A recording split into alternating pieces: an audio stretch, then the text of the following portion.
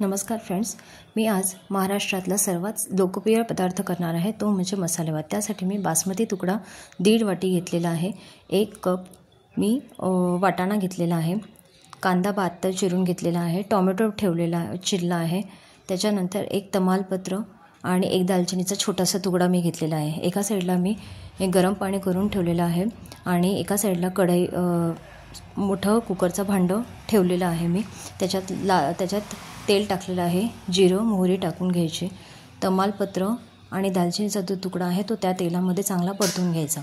ते चांगलं परतून घेतल्यानंतर त्याच्यामध्ये आपण बारीक चिरलेला कांदा टाकून घेणार आहोत। कांद्यावर थोडंसं मीठ टाकायचं। ऑलरेडी ते मीठ ॲक्च्युअली मी मगाशी जिरं मोहरी टाकलं तेव्हाच टाकलं होतं, ते चुकून माझ्याकडून टाकलं गेलं, पण ॲक्च्युअली ते कांद्यामध्ये टाकायचं जेणेकरून तो कांदा लवकर शिजण्यास मदत होते।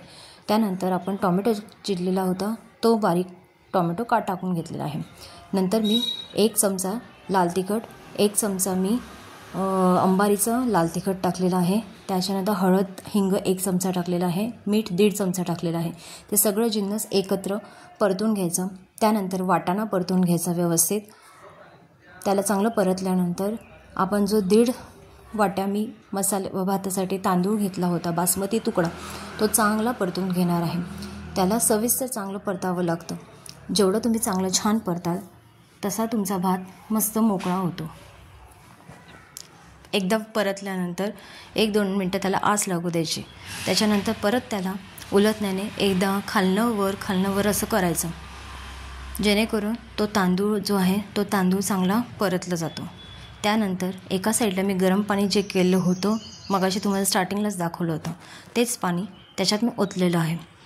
ते गरम पाणी ओतल्यानंतर त्याला मीठ टाकायचं आपण चवीनुसार त्याच्यात, आणि मग ते कुकरचं झाकण लावून ठेवायचं। अर्ध्या तासाने मी जेव्हा कुकरचं झाकण आता ओपन केलेलं आहे, असा मस्त मऊ मऊ भात झालेला आहे, तुम्ही बघू शकता।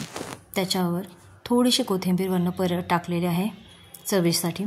कोथिंबीर ही शेवटी टाकतात जेणेकरून कोथिंबीरचा रस आपल्या पोटात जाऊन पोटात त्याचा हिरवेगारपणा पण छान वाटतो आणि ते दिसायला पण छान वाटतं आणि तो प्रकृतीसाठी चांगला असतो कोथिंबीरचा रस।